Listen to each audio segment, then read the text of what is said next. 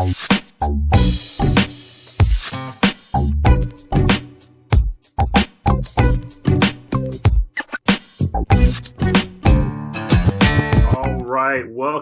to our latest stream. Chris Garlock here, of course, with the one, the only Michael Redmond, 9-Dan professional. Michael, so good to see you. How you doing? Fine, thank you. Good. All right. No tsunamis, no bad weather that we have to worry about over at your end, right? No, we had nothing but a Pure tournament in Tokyo. Yeah. Oh, okay. That was good enough. That can be dangerous. I played Fairgo.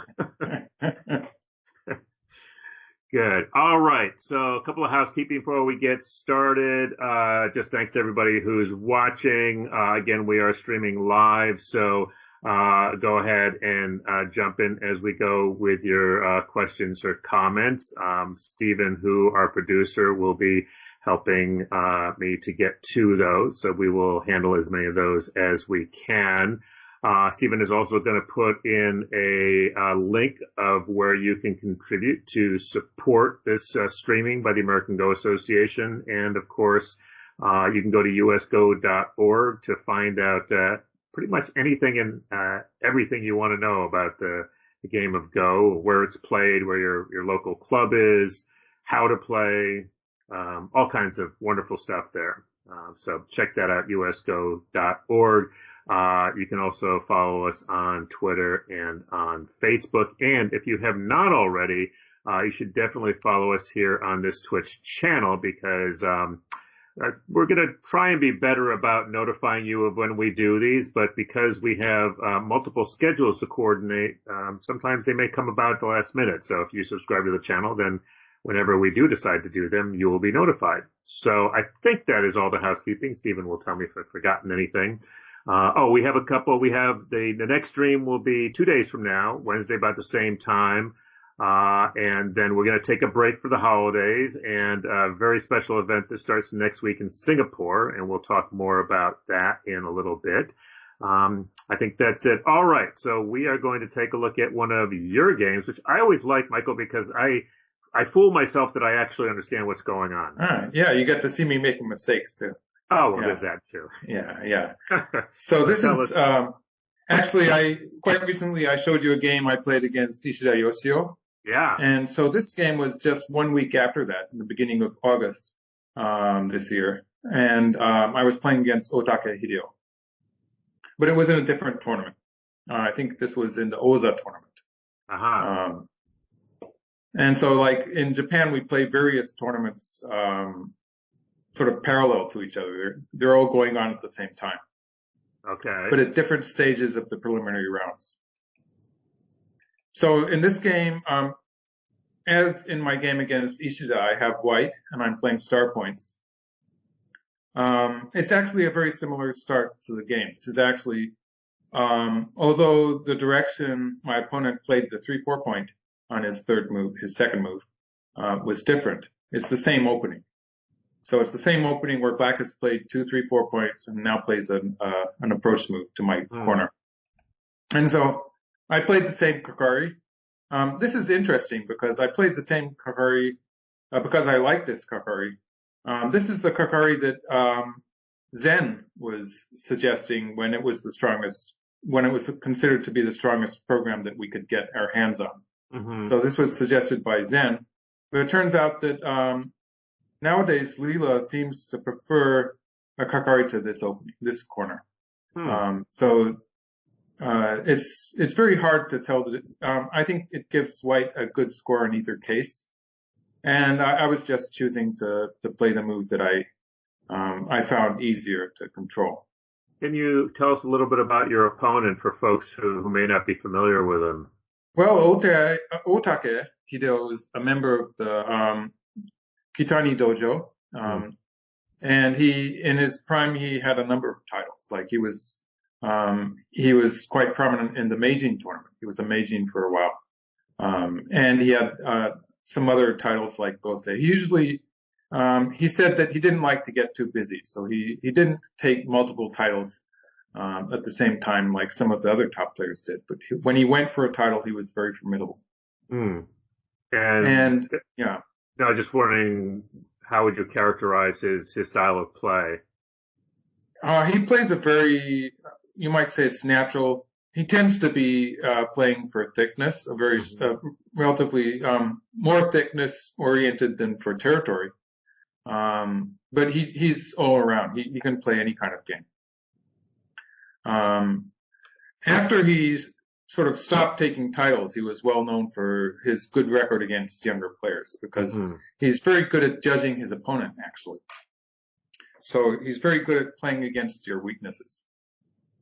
So I think that in recent years I've been doing better against him. And I think that's a sign that my game is changing. So it's making it difficult for him to judge me, you might say. I'm less predictable. Cool. So I chose this Kakari. And this is the move I played against Ishida. So we get into the same, only I played this attachment on a different side. Two games in consecutive weeks, I decided I wanted to try something different.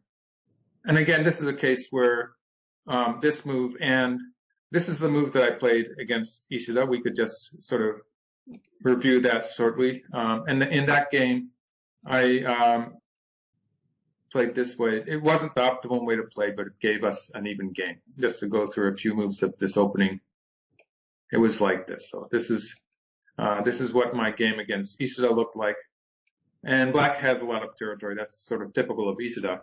And I had some outside influence. And you were saying that it looked like white didn't have anything at all. But in the end, I managed to win by 1.5 points in this game. Yeah. So to go back to the main, let's just go back to the main variation.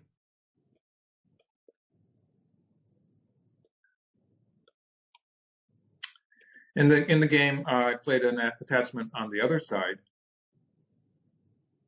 And again, if black jumps into the 3-3 point, I should be happy just to clasp one stone.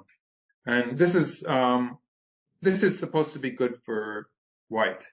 And we thought it was good for white even before the computers told us so. So it's pretty solid that this is going to be good for white. This is usually okay for black. If there's a pincer somewhere around here, then it would be more even. Because if there was a white stone at the mark point, that white stone would be partially wasted. So then it would be about even. Or even if white had a pincer on this side, somewhere around here, then it would, why don't I just make a variation for that? For instance, if white had played something like this, then this would be more close to being even, because black would be playing on both sides. And so white would have just one more extra stone in the vicinity, which would make it slightly less efficient. And it would still be about even. So when I have this stone that I've played away, it's not considered to be very good for black to go into, oh, sorry, that's a different trick, this way. It's not supposed to be good for black. And the computer programs agree with what we thought before. So it's an unusual case in which everyone agrees. So black extends. This is where most people would now be playing the attachment here. This is the popular move right now.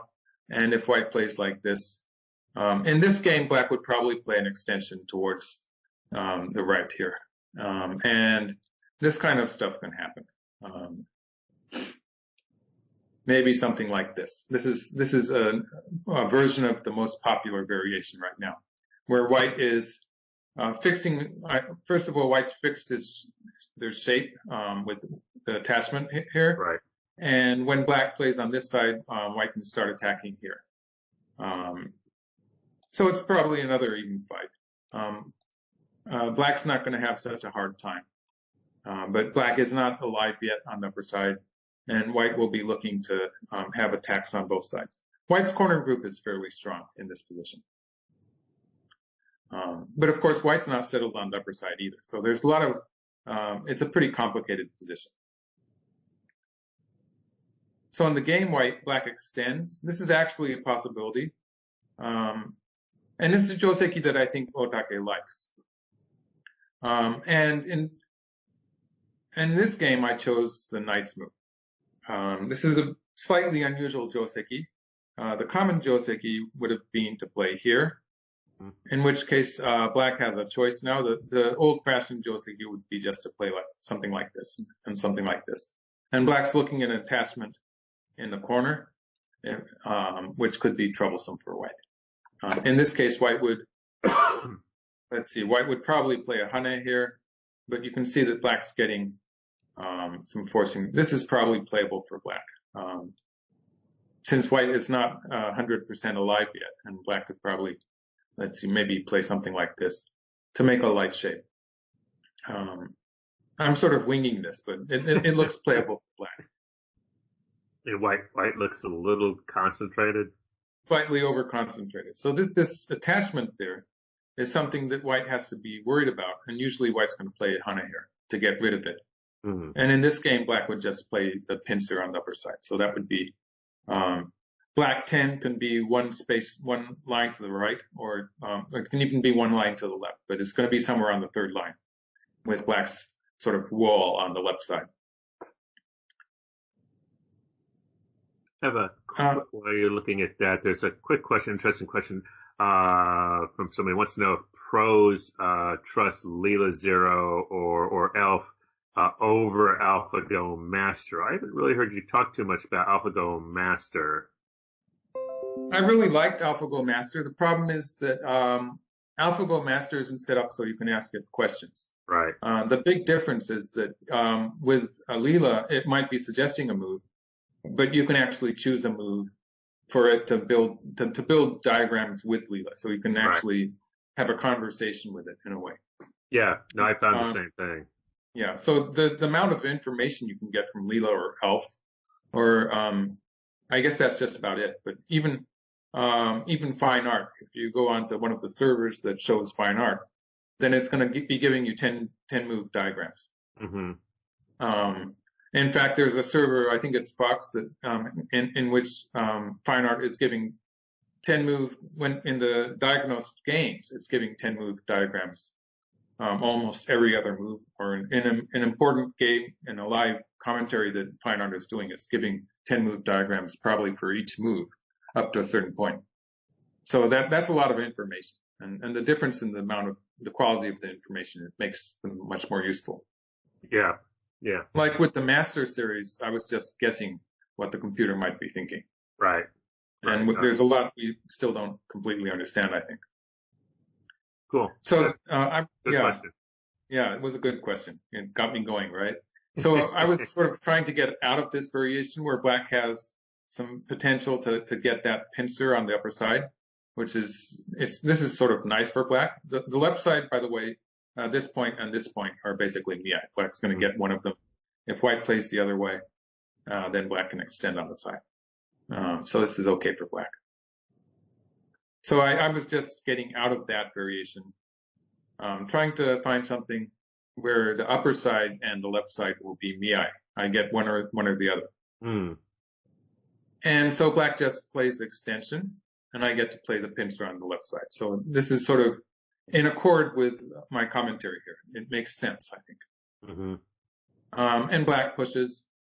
The drawback to this is that I have this weak point here. Oh, sorry, this one. Mm-hmm. There's the cut there that I have to be careful of. So I cannot play very forcefully at this point, and I have to jump. So that's what I did.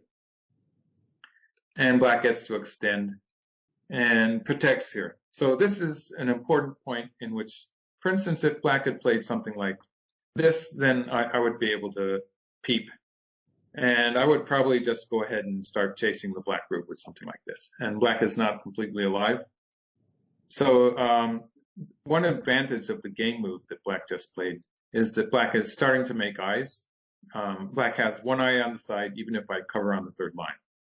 And the second advantage is that black is setting up to push through and cut here, which could be, we'll see what that does to the corner later. We're going to see how that affects the corner.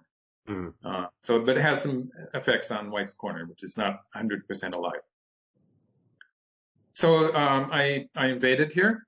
And it turns out I had not actually studied this opening with a computer. But this was actually the right move according to Oh, Leela. cool. It was the same move. And so black extends. And this is where I messed up. But actually it's where black messed up too. So we both messed up here. So I played a very it's really, it'd be interesting if I had given it to as a problem, but just the fact that I told you I went wrong, will make you be thinking of something that might seem unusual. This was actually a chance for me to extend here. Yeah. I was just thinking that. And it looks really weird because It does. if we assume that white is going to cut black off, then this allows black to cut with sente. And that would be really bad. It would be very bad for white. But that's actually not what white is going to do. White is going to play something on the outside and allow black to fill dame points. And the virtue of this is that corner group is alive now. That's a live shape. When white has extended it one, white has a fairly good shape in the corner. Huh. And black has not even captured the 2 stones. So I would follow with this. And you can see that white's building a moyo here. At this point, I would probably want to put a stone in somewhere, for instance, like this. It's a nice result for white, isn't it? This would be good for white. Actually, Leela had black starting a very confusing fight with this when the upper side black stones are in danger here. But this is what Leela was suggesting, if I recall correctly. And it got very confusing. So I was going to leave that out of the commentary, but maybe just fine. The one move. So to go back one move, actually what black should have done is black should have come this way, which is cutting me anyway. It's cutting me anyway, and it's also looking at the weak point here. So this actually could have ended up being fairly similar to the actual game. But since black came from the wrong side, this was my opportunity to extend here. And this would have given me a solid advantage if I had played this way. As it was, I got into trouble. Whoa. Already. So black cuts here, and I played an Atari. And now I'm sort of in Damizumari if I try to save those 3 stones. But at this point, the idea came to me that maybe I was going to sacrifice the 3 stones. But if I had given it a bit more time, that sort of led me to the idea of playing this move, if I'm going to throw away the 3 stones anyway. Part of the problem here is that Otake is a very fast player, and when one plays against Otake, there's always a lot of time pressure. And so knowing that, I was playing the opening fairly quickly. And that's my excuse, my official excuse for making that mistake. So black plays the key point in the corner. Oh, ow. This is a key point that is probably pretty difficult for Q players to understand. But if you see that shape, just play it without thinking about what's going to happen. And you know, it's going to be confusing for your opponent too. So white has to stop black from cutting here, and now black covers. So this is cutting white off. It's cutting the connection underneath.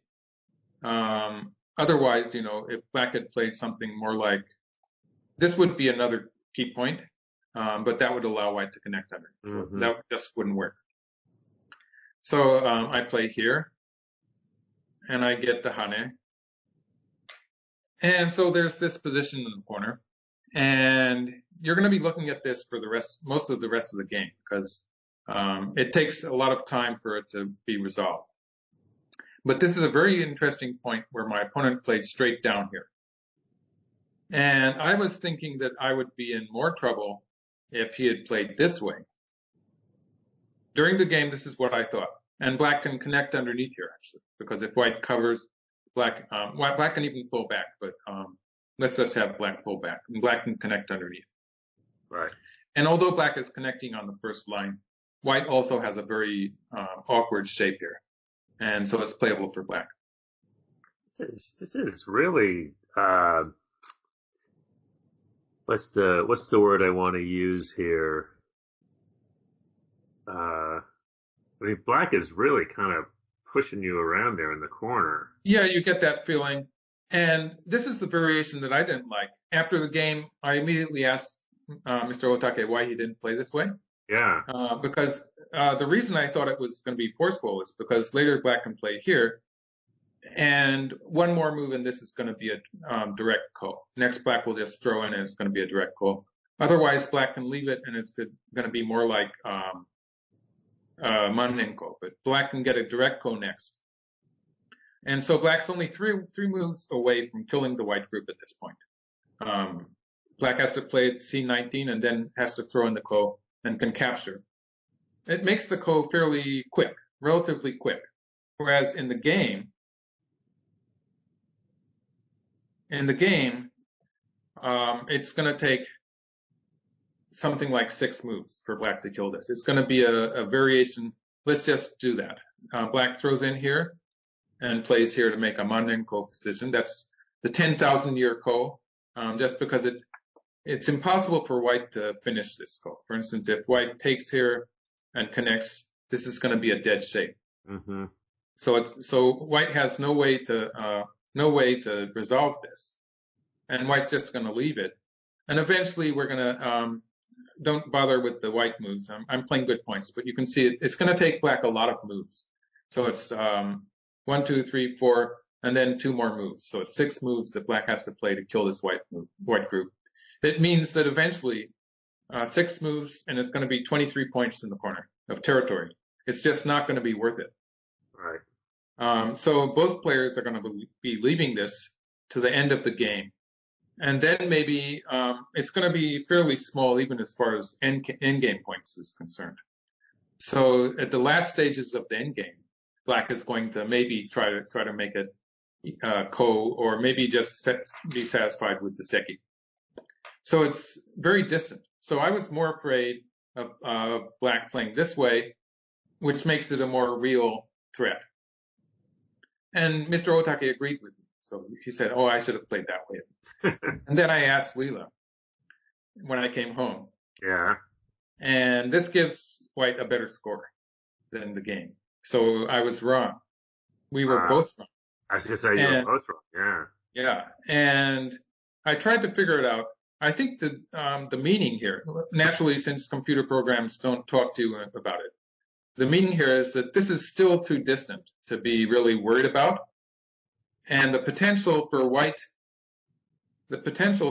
to do something like this and get an 8-point territory is actually much more real.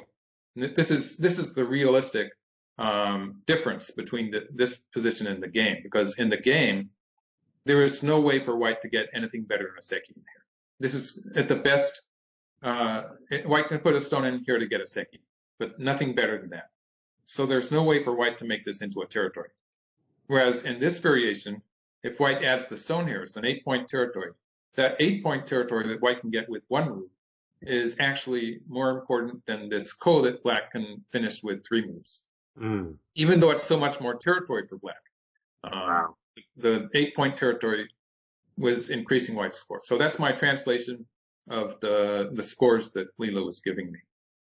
Fascinating. You have to interpret this stuff. That was quite a learning experience when this actually turned out to be a better score for black. Huh. And so I messed up again here. This is a position, as I showed you. Sorry, I didn't show you that way. I was talking about how white cannot cut black off because black can connect either on the 3rd line or the 1st line. Right. But there is some aji there. For instance, the ladder is bad, but in some cases I could do something like this.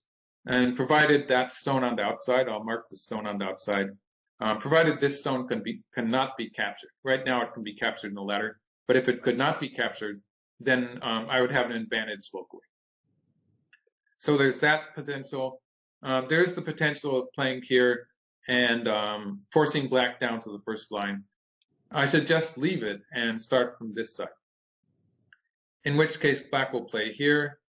And I will have, basically, I will have forcing moves in the vicinity. So like moves like this will be putting pressure on the black group, and black will probably have to put a stone in, something like that.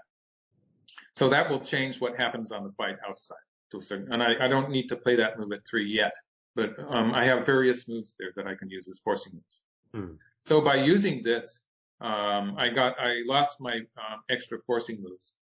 And what's more, black now has a living shape there with, it's about 7 stones in a line on the second line now, because we can imagine that black will be getting these 2 points also. So black has a living shape there. I thought I was reinforcing my wall, but it was actually more resilient if I had not played that exchange. Hmm. So adding some thickness. Obviously, the point here is that I'm just trying to settle my shape because I still have that weakness between the knight move here. There's a weakness here, and there's a weakness here. So I'm trying to deal with those problems efficiently without actually using a whole move by doing that, because I want to switch to the left side. So that's what I do now. So this is a big point, taking control of the left side. Black has a very subtle advantage. It's not as bad as you might think. Obviously, Leela didn't seem worried about the upper left corner at all, because it's going to take black 6 moves to actually capture that group. It's far in the future. So to reason that out, I would say that black's group here on the left side, which is an eyeless group, is going to make a living shape far before black has time to attack white in the upper left corner. So it's the scenario where that ko is going to save the black group is probably not going to happen. It's probably going to be irrelevant. So it's just going to be the territory in the upper left corner. Not so important. I made another move that Leela didn't like here. Leela wanted me to play the knight's move in the center. And this was actually a key point. I can still get pushed around. Like if black pushes here, I'm okay with the bamboo joint. That would be fairly good shape. But if black plays here first, you can see my shape is a bit crooked here with a few cutting points, a cutting point here and a cutting point here. But with that thickness on the right, I should be able to handle them for the time being. And if black starts to attack, then of course black is not alive either. So this is a playable fight for me. So I should have pushed. Yes. No, I was going to say just a small point of technique. 5. So I think that some amateurs would be inclined to play 5. Here? Yeah. But that loses the cutting stone. Right. It's a snapback. Yeah. So I do want to hang on to those 3 stones there. Just to keep the pressure on the black group. Yeah. So I'm trying to play I'm trying to cover areas on the board more than I'm trying to attack the black group. So that was the mood I was in when I was playing this move. I'm trying to take large points and play lightly in the center because I have such bad shape. But Leela was preferring me putting pressure on the black group from the center once. So in this position, I'm offering up 5 stones, actually. If black pushes through here, you can capture 5 stones. But this is actually a fairly good position for white on the outside. White has a nice territory forming up there in the center of the board. Wow. And this is actually this is okay for white. It's an even position. So that was the plan. And it's reinforced by the fact that actually this move is not going to work. If this move works and white has to play like this, it's a huge difference from the previous diagram where white has a solid wall here. There's kind of a hole in white's wall. It's a few more points for black and some bad aji. But actually, I can connect against this. And we get to this point. Black has 3 liberties and white has 4. So black can always capture the 3 stones. In fact, they're already dead. White cannot connect, but white's getting a very good thick shape on the outside. So this would be playable for white. Actually, I think Leela was giving white a better score, more than 50%. So this would be good. And just to go back into the technical part of that, the tactical part, if black struggles, white can just play very simply here with the squeeze, and it's dead. And just to have fun, white has a choice here. White could connect, and it would still just be 2 liberties. But it's more fun to take it in the ladder and more profitable. So that's just not working for black. And black would stop at some point. Maybe it would be wise to at least to stop at this point. But Leela says white has a good winning percentage. Right. So this is a good chance that folks have a question about. I think it's very hard for amateurs to think about giving up those stones on the left, and to see how, the thickness that white is getting, how that's valuable, right? It's because you're allowing there's no pressure on black anymore. White's giving up, points. Well, you have to think, how weak will the black groups be? Because first of all, if we look at this group, it's 100% alive. Right. This group, on the left side, it has a potential eye on the left side. And if we go back a few moves, hanging on to the cutting stones is going to make it a bit more awkward for me. So I won't be able to, for instance, if I play something like this, it's very simple. If I play a bamboo joint or something. But if we compare black's group in the center to white's group in the upper right, actually black's group is stronger because I have to put a stone in here to complete my connection there. And so black has this potential eye on the side and has some space in the center. It's not really in trouble. Mm-hmm. So the added value to those stones, a potential attack on black, is pretty limited. So that's why even if white plays a bit further into the game, white would have to change this move. So for instance, if I played something like this, and again, it's a very cramped shape. Like black could even do something like this and force me to play here. You can see black already has very good shape in the center. The threat there was that if white plays, white might cut once anyway. I was just doing this to show the potential squeeze. It's probably not necessary for black to be playing this way. So even if black just plays here, white has a rather awkward shape, and black is already pretty close to having an eye in the center of the board, and white still has to extend here. So actually black is profiting more from this exchange. So saving the 5 stones in this case, it entails playing a lot of awkward moves and not getting much extra profit. And I should admit that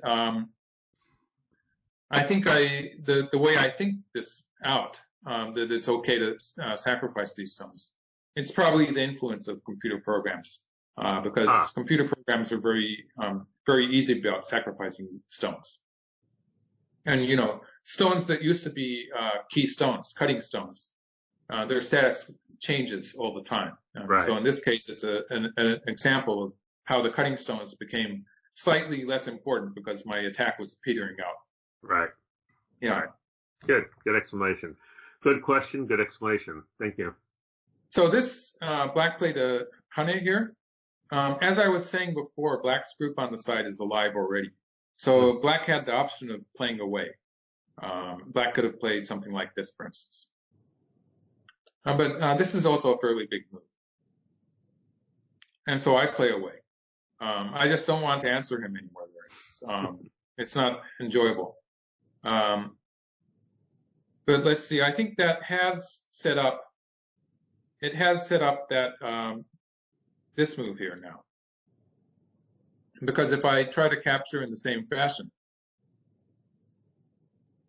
now he can play here.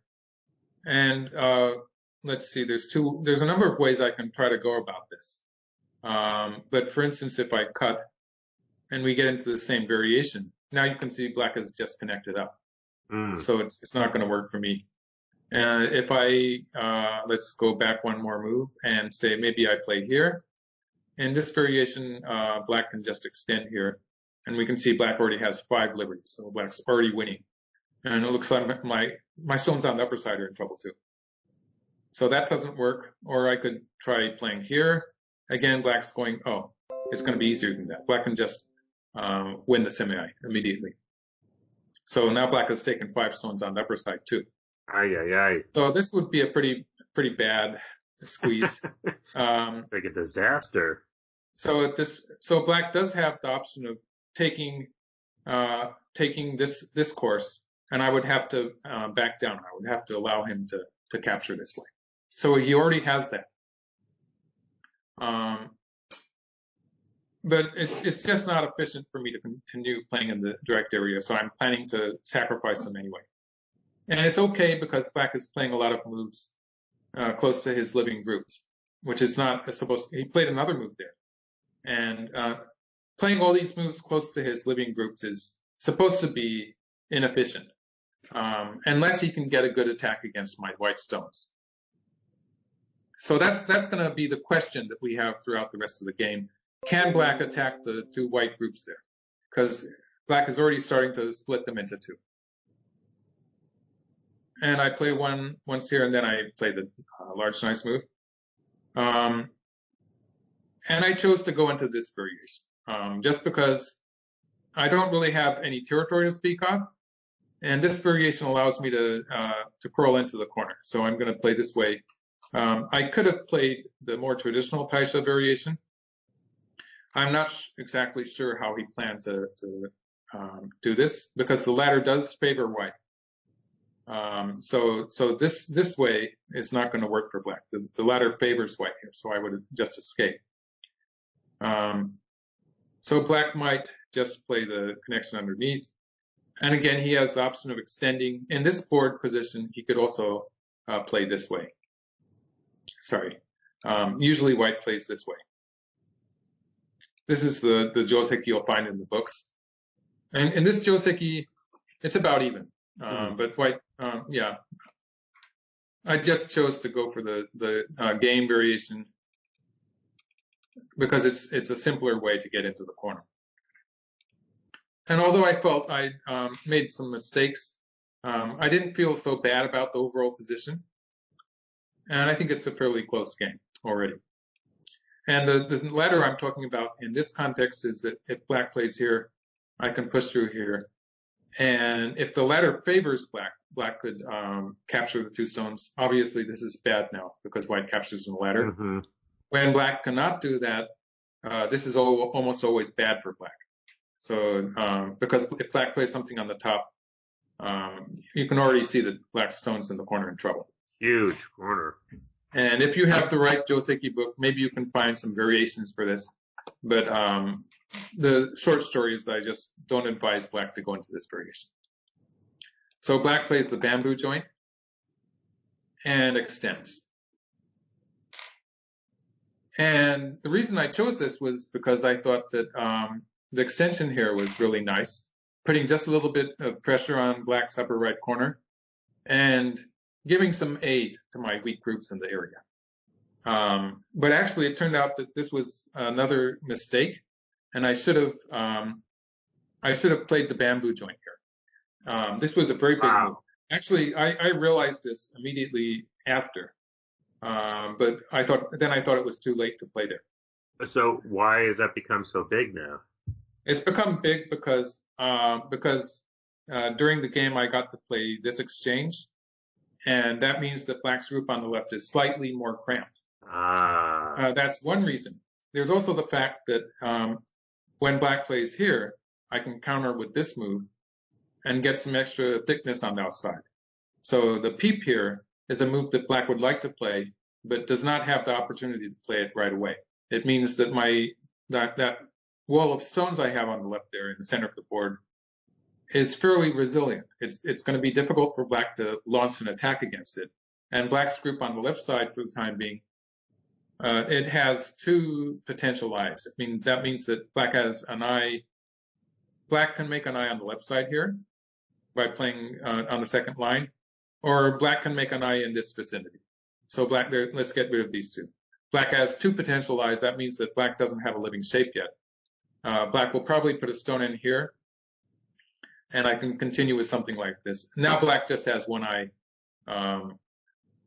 White 3 was necessary to complete that 3-space extension, because otherwise black would have an invasion there.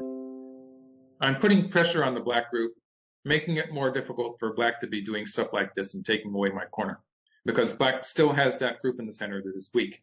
Compared to all of white's groups, now the black group is weak. And as I was saying, that problem that we're going to have in the upper left corner is still too far in the future to help this black group. So by launching this attack against the black group, there's a strong potential that this would enable me to make the whole left side into a territory. So that's the whole point there, to make the left side territory while I'm attacking this black group, or threatening to attack it. And also the added security for my center group, my group in the center. So black jumps in here. Now, obviously, I thought it's too late to do anything. I was already thinking it during the game that maybe I should have played this move, sort of regretting my choice. But obviously, it's too late to do it now. Until I asked Leela. I was just going to say, because I bet Leela just wants to play that move, right? It's going to play it anyway. Exactly. Yeah. But it's something that I would find very difficult to play in an actual game. That's fascinating, because I've seen that myself. That when I'm using Leela, right, and so many times there's a move like that, and you're trying to find, maybe justify your moves or whatever, and it's just like nope, it's so big. Yeah, like if I was going to play that move, I would have done it one move earlier. Yeah. It just doesn't make sense. So that's a point where human logic is sort of getting in the way of what the computer's saying. Or maybe human emotion, because I think it's what you're talking about is like you sort feel of like attached to my previous move. But I think also the fact that we have a story and we want to justify the moves we played. Yeah, we do. It's also what makes us stronger at the game, better at the game. Because otherwise it's just haphazard. You just described my game. So black finally comes here. So this was sort of playing the 3/3 invasion in a human context. That's a forcing sequence. Like it didn't even occur to me to play away. So playing the 3/3 first and then playing here, black is just about taking all the big points that are left, and black now has a slight advantage. So it was very well played, a very good order for black to play. So I take the biggest point, and now black peeps. So I've been passing by chances to give you a problem. Maybe I should ask you now where black should have played with this peep. There was one final large point that black should have taken, and it's sort of hard to find. Black to play.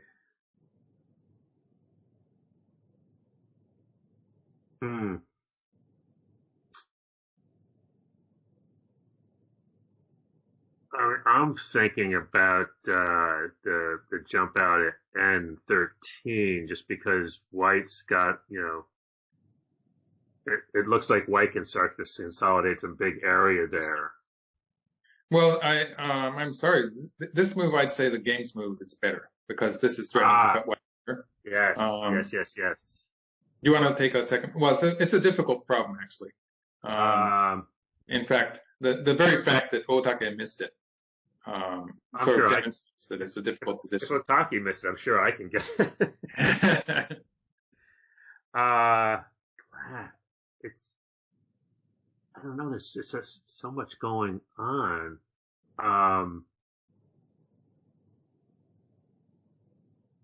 Is it on the right side? Okay, we can limit to the right side of the board.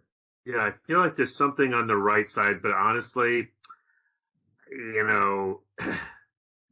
mean, I'll tell you what I'm thinking of, but I can't really justify it other than a feeling.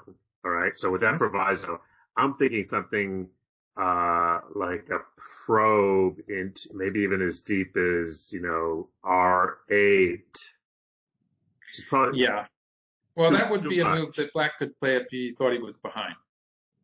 It looks a bit too dangerous. Too dangerous. Because white stones in the lower right corner, they're pretty much alive. Right. And in a semi situation, white would have an advantage there. Okay. So it's probably dangerous. Well, I'll just go and give you the correct answer.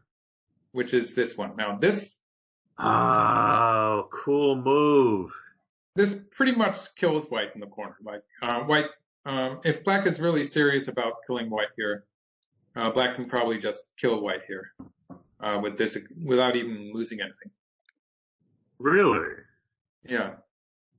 There's just not enough room to live. Wow. And of course, the final move there, 7, was an important move that stops white from pushing through and cutting here. So we're assuming that black is going to just take everything. That's nuts. But if that's complicated, then black could even escape out a little bit, and this would be good enough for black. This would be a success for black. It would just be so painful to live in the corner this way. That really works. Yeah, it works. Like you're talking about black's move. Yeah. Yeah. Well, it works white because has no... white plays here, black plays here. There's no, and black's already connected on the white. That's the whole point. There's no way for white to break through here. In fact, black can finally, well, black would play here anyway, but there's just no way for white to break through. So black would probably just be able to capture that one stone. Although, you know, Leela was sort of ambiguous about it because any of these, even the variation where white lives, was giving black a winning percentage. Mm-hmm. So it was sort of ambiguous, but black can kill the group with this move. So this would be a very big move, the final big move. And it's very important because I took this chance to start, well, this was forcing. I played this forcing exchange. It was forcing out. And then I took the chance to play here. And this made the game very close. Up to this point, I made a few minor mistakes. I would call them minor mistakes because as far as points are concerned, as far as the territory is concerned, the game was fairly close anyway. Although Leela was giving me some bad scores, I think it was, in the human context, it was a close game. Well, explain that because there's a couple of questions that I want to catch up with folks. But somebody asked earlier about, you know, so when you get something, and I've run into this too, right? I always believe Leela because obviously, you know, but when you have something where you have an idea and Leela just does not agree, what's your feeling? I mean, and you were just saying in terms of the human context. So well, in a middle game position like this, humans know that we're going to make mistakes in the endgame. Right. And our opponents are going to make mistakes in the endgame. So like if the game is only, if one side is winning by something like 1.5, 2.5 points, we know that it can be overturned in the endgame, end of the game. Right. So it's not something we get really that upset about if we're behind a couple of points. Like if we're behind a bit more than that, then a top player can keep that win to the end. Mm-hmm. So it has to be fairly close, but if it's close point-wise, then we feel that we have a chance to win anyway. Mm-hmm. Whereas Leela is giving the percentage, the victory percentage for Leela, not for humans who make mistakes in the endgame. And so even if one side has only a half-point advantage, if Leela thinks it can finish the game, or, well, it actually can, right, then it's going to give a very high winning percentage for the side that's winning by half a point. Right. But if the game is a more difficult game for Leela to assess, like if there's a lot of groups in which you don't know if they're going to live or die, or maybe a big semi involved, something like that, then sometimes it's more difficult for Leela to assess. And then it gives a lower winning percentage for the winning Mm-hmm. side. And some of those positions are easier for us to assess. And then we think, oh, black's winning and Leela's only giving something like 70 points or something. Yeah, an interesting example of that is that, you know, I've been playing with Leela a lot, and then when I play with humans, it's very odd because, you know, when I play with Leela, Leela always makes the best move. Always. You know? Well, yeah, in a way. It makes a winning move. It doesn't make mistakes. But right, it doesn't make a losing mistake. Yeah, and when I play with humans, they're always making mistakes, and so you think, well, and you can see that they're mistakes. But I think part of what you're saying is that just because even if you can see that it's a mistake doesn't necessarily, now your level obviously is different, but just because you can see this mistake doesn't necessarily know that you're going to be able to do the right thing with it. Well, I'm not in what I wasn't really thinking of my opponent's mistakes actually. Right. I think it's changed my viewpoint on my own mistakes because seeing the top players in the world play a move and have the computer winning percentage go down a few dozen points, Okay, if they can do that, it's no problem that I make a mistake too sometimes. There are players who are very formidable. Like for Japan, I would name Iyama, even KJ from China, the top players in the world. Right. The top Korean players, top Chinese players, all of them have had the instances where they've played a move and lost a lot of points. Like they can lose 50 points, a winning position to a lost position. All right, here's another question. So if we're going into the late middle game here, and this is a good example of a game that I think a lot of people, we've been getting a bunch of questions on this. How do you count? You were just saying you think this is a fairly close game, but this. Well, it's pretty easy in this game to count the black territory. Sure. And in actuality, I'm not really worrying very much about the upper left corner. Like if black starts a ko there, it's going to be a gamble for black too, because just to get into that once more with the diagram, that involves black filling all of these points inside. So just ignore the white moves. I'm getting a big win here. You can see that's turning that white group into, if white wins the ko, white's going to get 12 points, right? If white wins the ko, right, white gets 12 points of territory. So it's a big gamble for black too. Black has a lot to lose here. Not only the number of moves black spends starting this ko, it's the fact that if white wins the ko, white gets 12-point territory. Black actually only gets about, let's see, how much was it? 23 points. And it took black 6 moves. So it's not really worthwhile for black. So it's not something I was worried about, but it is something that could change the outcome because it's going to happen at the end of the game after we finished all the end game. And if black gets that 23 points, it's just going to be a bonus of 23 points. Mm-hmm. So it's something that we have to worry about at the end of the game. I don't know if it's going to benefit me or benefit my opponent yet at this point. So I'm just not ignoring that. I have no way of calculating that. Gotcha. So I'd say that black has about 20 points with this area with these stones captured plus alpha. There's 20 points plus thickness. And black has something like 15 points on the lower side, and probably will have about 10 points on the right side here. So let's see, that's 45 points. It's much more difficult to count the white territory.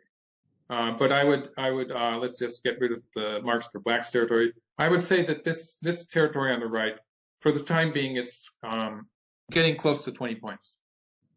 But as you were saying, actually on that mark point, there is a bit of a weakness there, some potential for black to reduce it. So I would say I'm sort of hoping for 20 points right now on the right side. The corner here, it has a solid 10 points, but the rest of the side is undecided. So I have 30 points plus my potential on the left side and my potential in the center of the board. And I think I counted black's territory as 45 points. Mm-hmm. So with that left side, I already have the potential to catch up 15 points. Right. So when I've dealt with this problem I have in the upper right, the game is actually fairly close. Mm-hmm. I didn't count in the fact that these 4 stones are sort of hanging. Black can cut them off. So there's that problem too.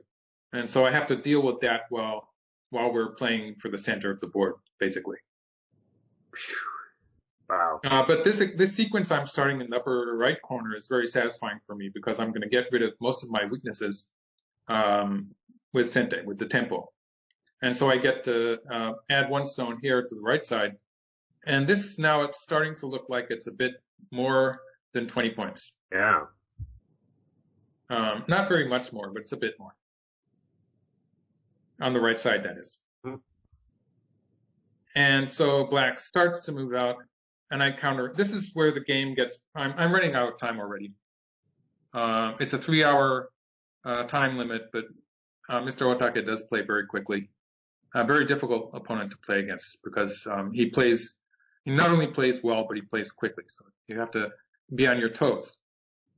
The idea here is that if black covers, I can cut a bad shape, but I have cut off that black group in the center. Like if black plays here, I can just squeeze like this, and it would be good enough. Otherwise, if black plays something in the center, I get to force with this, and this is pretty much forcing.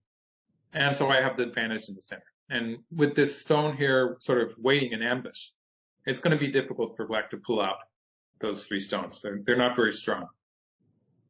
And if I get to cut here, that would be a very efficient move because it would save my stones while capturing the cutting black stones.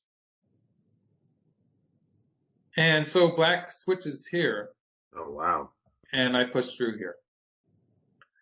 So now I'm feeling a bit better about the game because I have a fairly thick. I've gotten rid of all my weaknesses in the center of the board, and black uses this exchange to reduce my right side. He picks up a few extra points, and now I'm threatening to cut at this point because I do have. Let's just go into that. If black completely plays away. Say something like this. Looks like it's a fairly big move. I can cut here. So that doesn't work for black. Nice. And I even have, if I wanted to do it step by step, I could have played this one first, but it wasn't necessary as I was showing. So that black has to deal with that. But first, he plays this move. And this is threatening, for instance, if I play something on this side, black is threatening to capture the 3 stones. So that would be bad. So I push against it, and black pulls back. Again, he's threatening to capture the 3 stones. And it's a difficult position for me to choose how to answer, because if I answer this way, it's slightly more territory until you figure out that black is going to be able to force against the corner with stuff like this. There's gonna be a potential squeeze against the corner. So I chose this move, which is probably the wiser way to play. So this is giving me, if we count it at face value, I have 24 points on the right side. But actually, I'm going to show you that black has a nice endgame sequence there after cutting here. And you can see at this point, black is putting just a little pressure on white's group in the center of the board.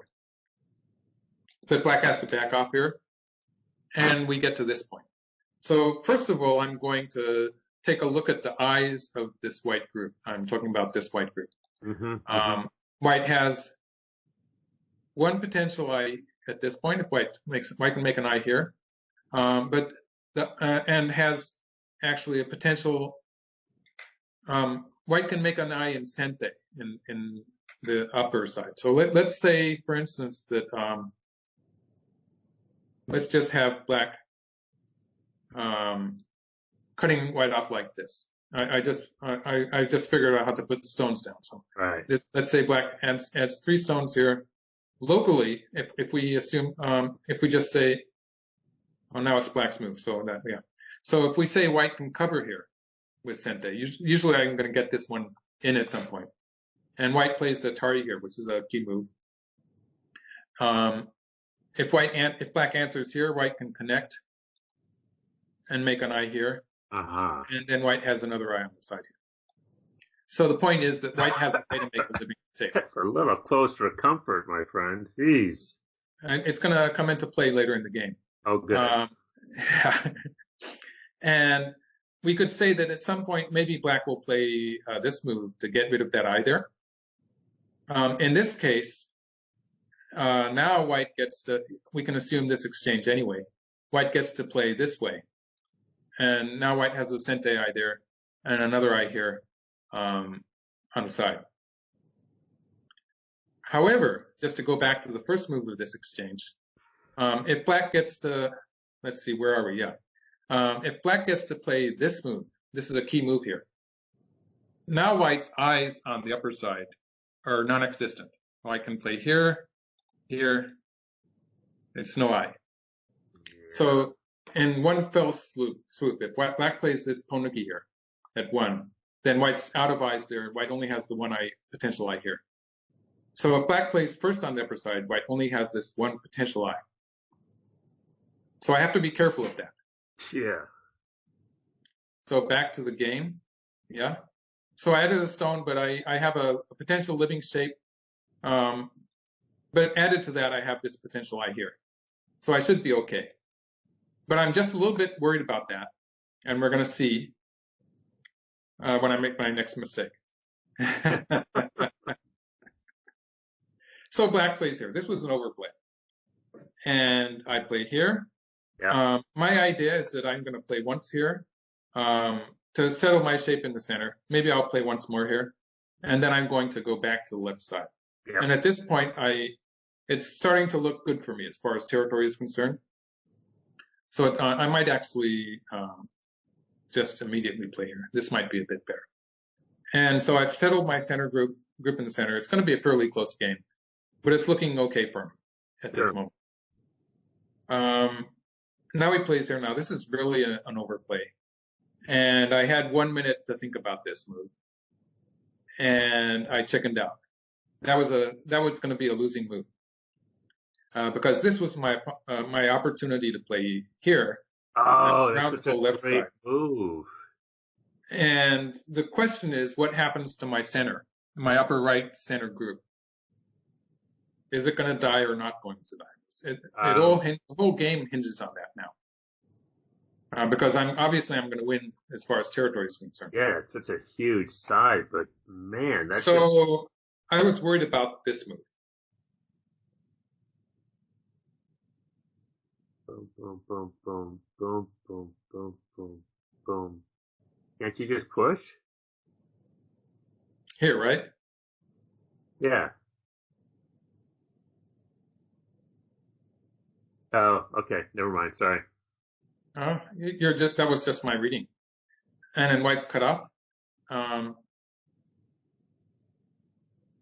Actually, this would have been okay because I can play here. Yeah, that's what I was thinking. So somehow I had a hallucination that it wasn't going to work. And I protected. So this is just bad because now the pressure is on in the center. Oh, no. And I have to add a stone because black is threatening to cut it. Yeah. But then you lose Dente. That would be 2 stones. So that I can't give him that. And black jumps into the left side. So this is where the game turned bad for me. Oh my goodness. And I'm probably almost 10 points behind him. 10 points behind you. I was just thinking so the whole game just changed completely. Yeah. Okay, black's putting pressure. And as I told you, the white group is not going to die.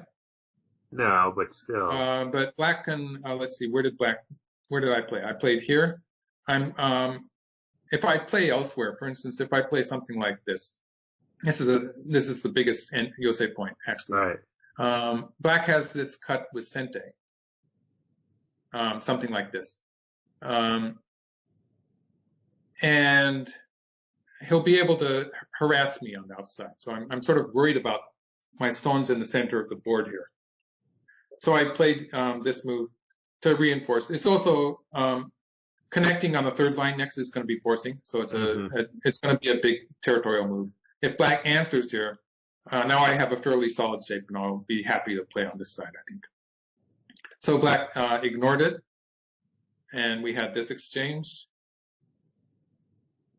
And black takes the biggest endgame point. I get this in return. It's a fairly even exchange. And I have to finish here.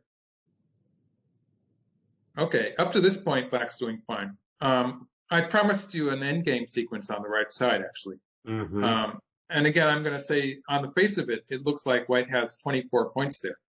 It does. If we make an imaginary boundary with a white stone here and a white stone here. That's 24 points if we count 2 points for this captured with this captured stone. But I've been looking at black playing at Q9. Q9 immediately loses points because it's too early. Let's see how much this is. It's 24 points anyway. So black starts with the Hane. And if white covers, now black plays her. And white has to come underneath now. This is one way that we could play it. It's 21 points plus anything white. If we say that later on white's going to get the one stone here, it's maybe a bit more than 21 points. So this might be how we play it. Otherwise, I could play this way for roughly equal. This is slightly inferior, but this is 22 points. But black also gets the extra point over here, so it's slightly inferior for white. This variation is slightly better for me. So black has that nice endgame sequence, which he is not playing yet. Instead, he started to attack me in the center. And as I was saying, black has this forcing cut here. So I have to be careful how I answer that. So I played this kind of in-between move here. And my commentary so far should indicate how black should answer that. Take the Panuki. Exactly. The natural move. Yeah. But he connected. Whoa, why? That was just, he plays very quickly, putting me in under time pressure. And it was just a snap reaction, which was bad. Because if he had taken the one stone, then black still has the option of killing me. For instance, if I do something like, what shall I do? If I do something like this, which happened in the game, and we get to, no, I'm not doing it right. No, you cut first. You cut it. Cut first. Let's say white does something like this to get some profit on the left side. Dead. Then I'm going to be dead. Yeah. Because I have one eye here, but the eye here doesn't happen. Yeah. So. And if you save it, then you lose the 4 stones. Something like that. Yeah. It would be bad anyway. That just looks so terrible there. Maybe I should go into that again. In that particular variation. If you back it up, if you cut first. Black could actually start this way. Oh, no, that's a completely different variation. Sorry about that. Yeah. Now the variation where. Okay, at this point. So if black captures, and if I do something like that, black could actually start with this and then cut. And then obviously if I answer here, it's going to die. Yeah. So if I answer on this side, I'll be alive, but black can actually push through here with the threat of this cut and this cut. So that's an example more like what would actually be happening. Wow. So just to get back to where we were, so I played this one, and he answered this way, which gives me a live shape already. So I got to play this one. So now it's sort of interesting. It's a lot. It's slightly more close, but I'm still not out of the woods yet. So black's with this curling move here. Black is looking at some Meijin in the center, but I can't afford to back off here. This would keep my line in the center, but it would give black an extra endgame move on the side. So this kind of thing would happen. And black would get these forcing moves. And I would be alive, but it would be slightly painful, you might say. And black would be able to finish with the, I think I did the whole endgame. Let's just see how this one turned out. I did the whole endgame. And the point is that this exchange black has played here has gained a point of territory. It's giving me an extra, it's forcing me to put an extra stone in. And I just can't afford to give up even 1 point because I'm actually losing by more than that. But I want to keep every point possible. And you should note in this variation, I'm just ignoring that potential Cohen upper. Yeah, everybody's Black wondering doesn't, about that ko. Black doesn't need to do that. In fact, it's better for Black to hope for a seki. So this is the seki variation. And I took it to the end of the game. And Black is winning by 1.5 points. Mm. So you can see it's going to be a half point difference if I can avoid doing that. So in the game, I'm not giving up that 1 point. This makes a big, actually, in this case, this exchange is potentially losing a point in the corners. It's actually bigger corner territory because White can, when Black plays here, White can play here. And if we assume the covering move is for White, so if we assume this kind of shape, everything is territory. Whereas that would not be true without that exchange. Like if Black had just simply played this endgame move, then White's move would be here, and it would be only 10 points there. In this variation I was showing you, in this variation I was showing you, this is 11 points if we count this point. Let's see, it's that was 10 points. Well, to put it shortly, it's 1 extra point for White. Going into too much detail here, I suppose. Wow. Yeah. But we got to this. It's a 1 point difference. But here's a question, right? I mean, you're not able to do. Are you that kind? You do. This is all this reading out that you're doing later. You were under extreme time pressure at the time. This corner position is a position we get into over and again. Right. So like pros just know these corner positions. Okay. It's experience. No, but I guess what I'm saying is, did you know that it was a point game? I knew that I had caught up. My feeling was it was a half point game. Okay. As I showed you, the whole variation I worked out later. Right. But I was sort of smelling the idea that it was going to be half a point. Okay. Right? Okay. But I was actually losing by 1.5 points. But I knew it was very close, and so I think my idea of very close is good enough that it's within 1.5 points, I think. But that's on a good day, obviously. If I'm having a bad day, maybe it's not so good. And so here, Black is broken into the White territory. But as I told you, this exchange has been a small loss. And I'm going to get these 2 stones because these 3 stones are also in danger. So I've made Miai of these 2 important points here. So I'm getting something back. And I play this exchange, and then I take the 2 stones. So I've actually gained a little bit here. Yeah, you're playing. The endgame is really nice. But probably not enough to win the game. So again, I made another. When we put the SDF file, I guess you put it in the journal. Yep. Yeah. Yep. usgo.org. I'm going to leave all these endgame variations in because I did a whole variation for this one too. Showing you this endgame sequence again, where Black gets to do this. Yeah. And then continuing to the end of the game again. I think this one was a half point win for Black. But I'll spare you. Like I did a lot of endgame variations. Anyone who likes it can just go ahead and dig into them. Yeah. I did put the point value at the end of each variation. Okay. So you post on usgo.org. Yep. Yeah, that'll direct people to there. If they want to, well, I'll put some other variations in too. I'll put comments for the variations I created today. Excellent.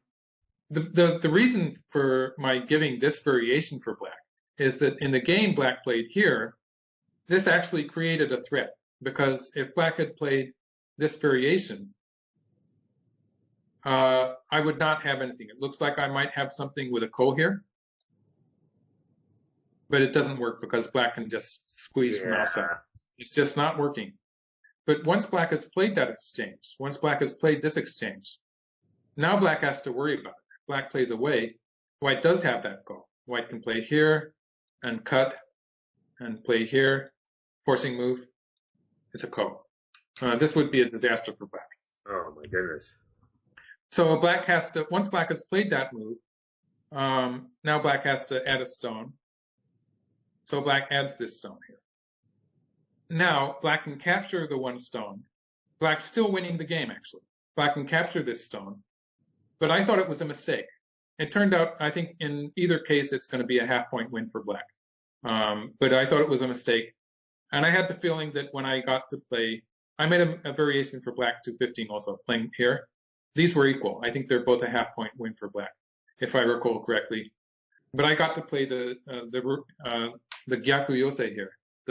What would have been a forcing endgame sequence for black, I got to play in reverse. So this makes a big territory for me on the left side. This is 24. It's 24 points now. And it was Sente for black. So I'm feeling better about the game.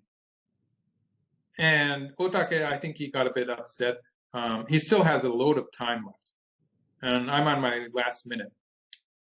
But he didn't need to start this ko. He started the ko in the upper left corner. He could have played this Yosei. Let's just finish this Yosei. Everybody's been wondering about this darn ko. And here you see black's winning by half a point. Okay. I didn't know this during the game. I knew the game was very close. So we'll go back to the game. I'm sparing you the details of that endgame. Thank you. They're very similar. All of them are very similar. In that there's not so much endgame left to play, actually. But black, obviously, he knows a player of his strength, of his caliber. He has experience in a lot of title matches. He just knows if it's close, if it's hanging there in the half-point area. Right. And so he feels it's time to punish me for my playing away. I connect, and he can make a ko of it. But I still have a number of moves. Something particular about this Mannenko is that I cannot win it unless black fills all the liberties for me. Because if I take here, and then if I connect here, this is a dead shape. So I cannot win the ko. Unless I have a load of ko threats and I'm going to start filling the liberties by myself, which is usually pretty suicidal. So I don't really want to do that. So basically, if I take there and black plays there, I'm not accomplishing anything. So there's no point in my taking the ko until the last minute. It's a very strange ko in which the best path for me, my best path is just to ignore whatever black is doing here, or at least pretend to ignore it, while I get ready to get rid of all the ko threats inside my territory. And so in preparation to get rid of the ko threats inside my territory, I know that I'm going to eventually be putting stones inside my own territory. So for the time being, I'm just grabbing big points to get a lead. Because I think at this point, once black has started this, I sort of knew that I was going to have a territorial lead. So it all depends on whether black can make this ko worthwhile for himself. So black continues to fill liberties here. I think I made a variation for that one too, for black playing a normal Yosei. And this one it's already a win for white. Let's just go to the end of that variation. No, that's not the right one. Let's see, I'll go back again. So correct me if I'm wrong. So black can just win the game, but by starting the ko actually puts the whole game on the line. Lost a move. It was still this endgame move. Like if black had played, let's just go a few moves into this endgame where black is not starting the ko. Black gets to play this move, which is when black wins this ko. Black can win this direct ko. It's going to be 4 points of territory. Yeah. So there's still some relatively large. We're not at the stage where we're just playing 1 or 2 points per move. That means that that's going to change the outcome of the game. So what I was going to show you here, let's just get into this variation a little bit, where black has already started the ko, but then reverts to a normal endgame sequence. This is going to be a win for white. Let's see. Yeah, white's winning by 1.5 points. So already, the moment black has started the ko, so I'd say maybe even 217, this move here, which is already bad, but definitely by 219, I think this could be called the losing move. Wow. And it gets really exciting because he's going to fill all of the liberties, almost all the way.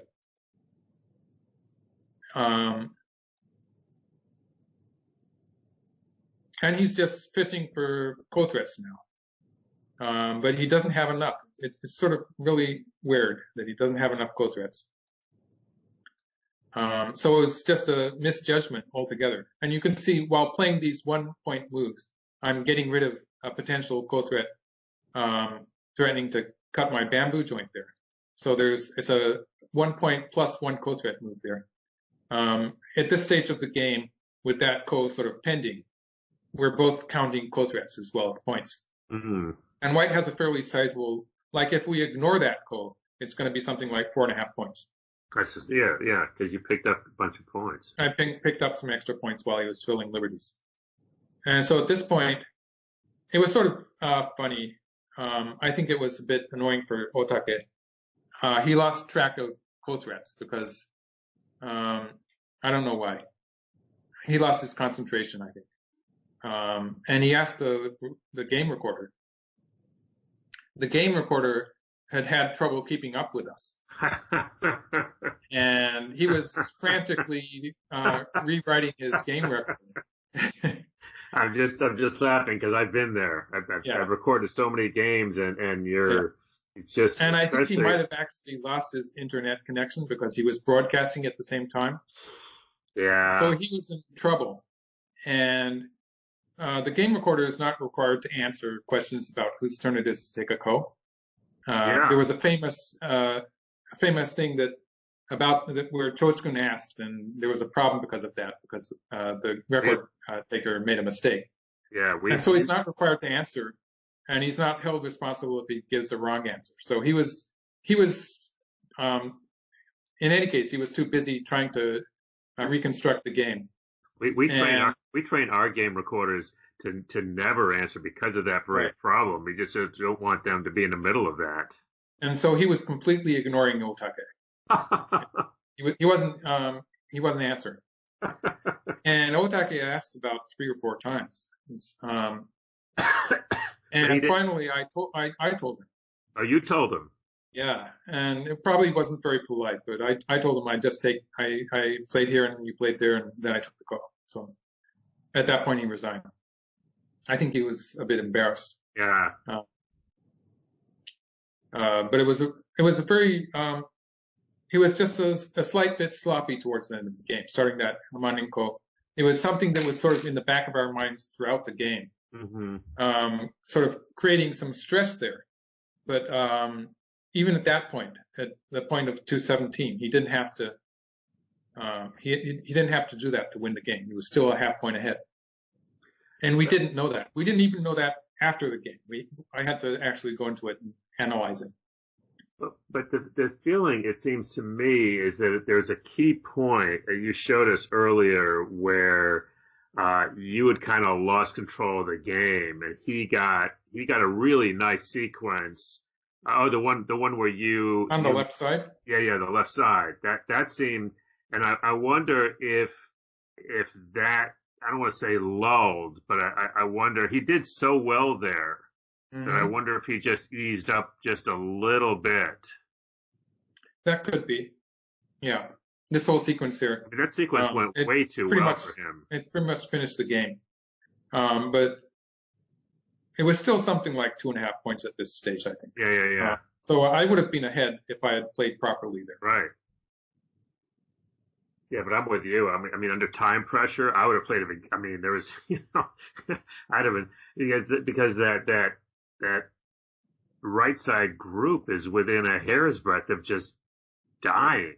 Yeah. That's what makes it so exciting. Yeah. So I was after this, he probably realized immediately his mistake. It was a very careless mistake when he connected here. So I think this was kind of a turning point. Even though I was behind objectively at this point, I think it was a point where he lost a clear vision of a winning position. Right. And it became sort of very uncertain after this. And we both knew that as the game was progressing, even though we had not calculated it out to the final half point difference. We both knew that it was sort of in the clouds at this point. Right. Yeah, I think it's tricky when you, in particular for both, it's interesting because, there's a sense that the person who plays, I've been on top, recording on top boards where, I remember, Andy Liu would play the entire game and use maybe 10 minutes of his time. He'd always think on his opponent's time. He was already a very fast reader anyway. Yeah. Mm-hmm. And it would create incredible pressure on the other player because they'd make a move and he'd make the move right away. Mm-hmm. And so they Mm-hmm. just never felt like they had any time. But on the other hand, and you may have been there the year, I think it was World Amateurs, where he played a move, and I think he was playing that fellow from Argentina who plays Mm-hmm. really, really, really slowly. Mm-hmm. And Andy played the response really quickly, and he hadn't really checked because Mm-hmm. the move was not Fernando Aguilar. Oh yeah, very strong player. Yeah. Yeah. And Andy had actually not checked. The move was not exactly what he thought it was, and it wound up Mm-hmm. being the losing move. So it's not always exactly a one-way street, I think, right? Oh yes, exactly. Well, there are advantages and disadvantages. And when you're a slower player, when you can't do that, you have to get used to that kind of player, because it can throw you off stride. But Yes. I think I did fairly well to keep up the pace in this game because he was playing very quickly and putting me under pressure on time, but I held it under control to a certain degree, I think. No. He's one of the most challenging players as far as time control is concerned. In Japan, in general, he's one of the most challenging players to play against. Yeah. Yeah. And I think particularly, not only, I agree, but in addition that, under that extreme pressure, in the late game, that was tough. So really cool game. Cool I was game. just relying on my feeling that it was very close. And I wasn't wasting any time actually trying to calculate the score. Right. Right. So this was the second game of your winning streak, and this was played back in Actually, July.